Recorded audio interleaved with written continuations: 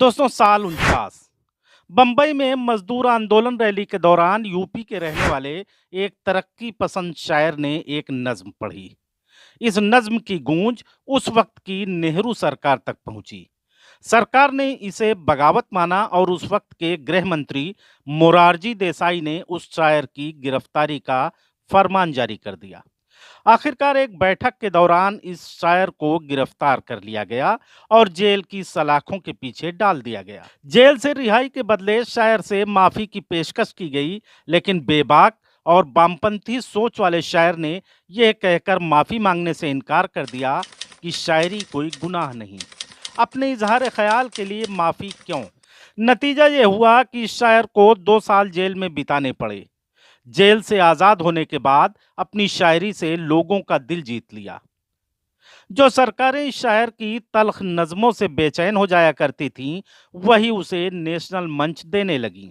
यही नहीं, आगे चलकर इस शायर ने 300 फिल्मों में एक से बढ़कर एक 4,500 के करीब नायाब गाने लिखकर लोगों का दिल जीत लिया।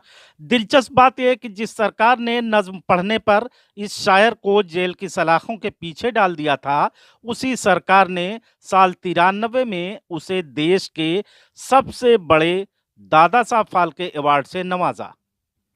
देश का ये पहला गीतकार था जिसे दादा साहब फाल्के अवार्ड हासिल हुआ था। दोस्तों, अब तक आप जान गए होंगे कि हम किस शायर की बात कर रहे हैं। जी हाँ, सही पहचाना आपने। ये थे मजरूह सुल्तानपुरी। तो चलिए दोस्तों, आज के इस खास एपिसोड में हम आपको मजरूह सुल्तानपुरी की जिंदगी से जुड़े तमाम ऐसे किस्सों से रूबरू कराते हैं जो शायद अब तक आपने बिल्कुल भी ना सुने हों। नमस्कार, आदाब दोस्तों, आप देख रहे हैं हमारा खास एपिसोड सीने फंडा विद अलीम।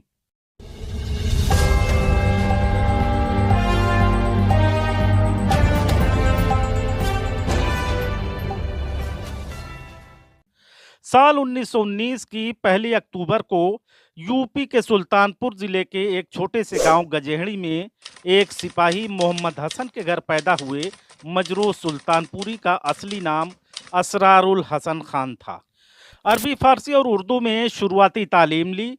हायर एजुकेशन के लिए इलाहाबाद गए, लेकिन दाखिला नहीं मिला तो लखनऊ आ गए और तिब्बिया कॉलेज से यूनानी मेडिसिन की पढ़ाई की। पढ़ाई पूरी कर लखनऊ में ही हिकमत शुरू कर दी। शुरुआती तालीम के दौरान ही उन्होंने नज़में और गज़लें लिखना शुरू कर दिया था। धीरे धीरे उन्होंने मुशायरों में पढ़ना शुरू कर दिया। साल 45 असरारुल हसन के लिए बहुत ही खास रहा। इसी साल लखनऊ के एक मुशायरे में कई नामचीन शायरों की मौजूदगी में उन्होंने अपनी इश्क और दर्द भरी शायरी से खूब वाहवाही बटोरी। दिलचस्प बात यह कि यहीं से उनका तखल्लुस मजरूह हो गया। दोस्तों, मजरूह का मतलब होता है घायल। उनकी शायरी में इश्क का दर्द झलकता था और शायद यही वजह रही कि बड़े शायरों ने उन्हें मजरूह कह दिया और यही उनका तखल्लुस हो गया। उनकी शायरी सुनकर मशहूर शायर जिगर मुरादाबादी उनसे इतना मुतासिर हुए कि उन्होंने मजरूह को अपना शागिर्द बना लिया। उसी साल 1945 में वो प्रोग्रेसिव राइटर्स एसोसिएशन के मेंबर बन गए। दोस्तों, ये वो वक्त था जब कई बड़े शायर बम्बई में नाम कमा रहे थे। इसलिए जब जिगर साहब ने उनसे बम्बई चलने को कहा तो मजरूह फौरन राजी हो गए। बम्बई में हुए एक मुशायरे में फिल्मकार यार कारदार और संगीतकार नौशाद ने मजरूह की शायरी सुनी तो वो उनके मुरीद हो गए। बस यहीं से मजरूह साहब की एंट्री फिल्मों में हो गई। यार कारदार ने उन्हें अपनी फिल्म शाहजहां के गाने लिखने का ऑफर दिया। पहले तो वे हिचकिचाए, लेकिन अपने उस्ताद जिगर मुरादाबादी के कहने पर उन्होंने फिल्म शाहजहां में 7 गाने लिखे। जुलाई 46 में आई फिल्म शाहजहां में मजरूह का लिखा और केएल सहगल का गाया गाना बहुत हिट हुआ। जब दिल ही टूट गया ही के क्या हम जिए मुस्तकिल कितना। हालांकि शाहजहां से पहले मई 46 में आई फिल्म साथी में भी उन्होंने एक गाना लिखा था, दुनिया की भी सुन लो भगवान, जिसे शमशाद बेगम ने गाया था। उसके बाद आई फिल्में कीमत और डोली में लिखे उनके गाने खूब पसंद किए गए। साल 49 में फिल्म अंदाज में उन्होंने 9 गाने लिखे।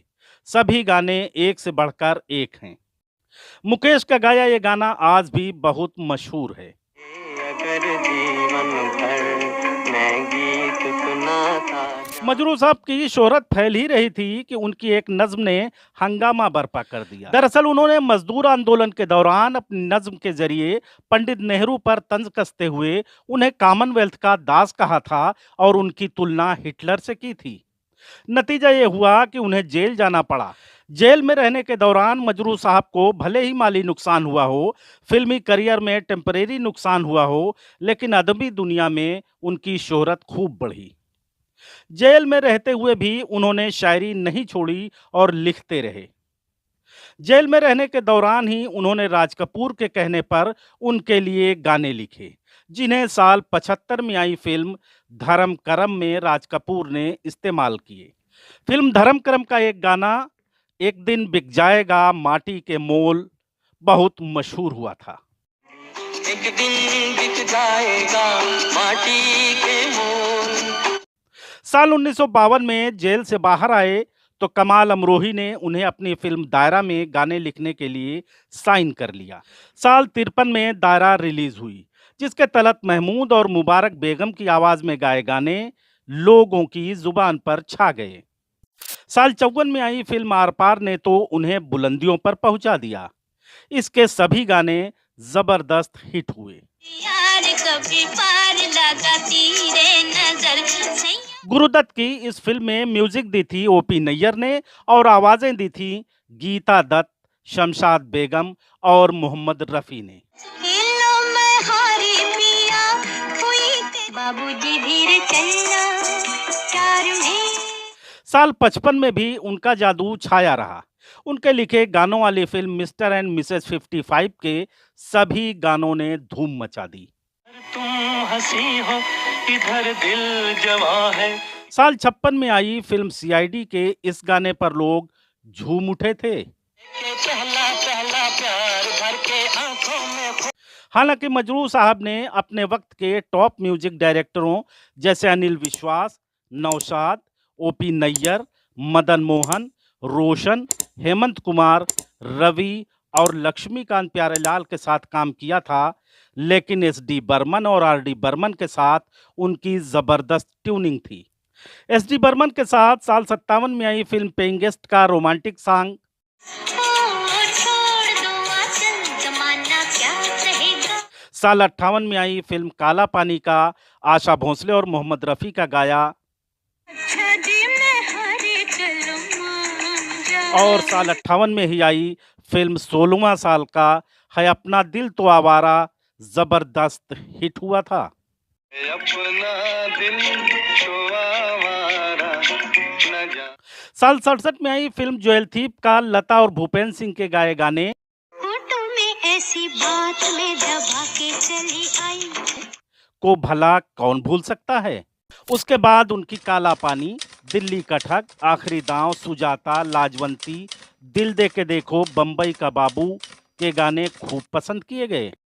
फिल्म झुमरू, चाइना टाउन और फिर वही दिल लाया हूं के गानों ने तो धूमी मचा दी थी। बार बार देखो हजार बार देखो के दे हमदम मेरे मान भी जा। लेकिन साल 64 में आई फिल्म दोस्ती के गानों ने उन्हें अर्श पर पहुंचा दिया। यह म्यूजिकल फिल्म जबरदस्त हिट हुई थी।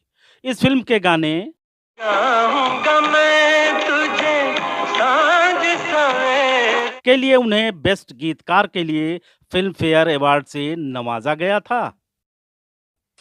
इसके बाद उनकी शबनम, इशारा, भीगी रात, ऊंचे लोग, तीन देवियां जैसी कई फिल्में आईं। साल 66 में आई फिल्म ममता, तीसरी मंजिल, दिल लगी, पत्थर के सनम, घर के सनम तुझे हमने बहारों के सपने, ज्वेल थीप, शागिर्द, साथी, बहारों की मंजिल, मेरे हमदम मेरे दोस्त, औलाद, अभिलाषा, तलाश, प्यार का मौसम, धरती कहे पुकार के, चिराग, मेला, कारवां। कितना प्यारा वादा है इन मत वाली आंखों। बुढ़ा मिल गया, रात कली एक ख्वाब में आई। बिखरे मोती, पाकीज़ा, इन्हीं लोगों ने ले ली दुपट्टा मेरा। रामपुर का लक्ष्मण, एक नज़र, मेरे जीवन साथी, दिल के चैन। समाधि, टांगे वाला, अनामिका, अभिमान, यादों की बारात, बरखा बहार, अनोखी अदा, इम्तिहान, जाना नहीं तू कहीं हार के। कुंवारा बाप, धर्म करम, बंडलबाज, हम किसी से कम नहीं, परवरिश, जनता हवलदार, हमसे क्या भूल हुई जो ये सजा। साजन की सहेली और बुलंदी जैसी 300 फिल्मों में तकरीबन 4,500 गाने लिखे। मजरू को गालिब अवार्ड, इकबाल अवार्ड और फिल्म फेयर अवार्ड से नवाजा गया था।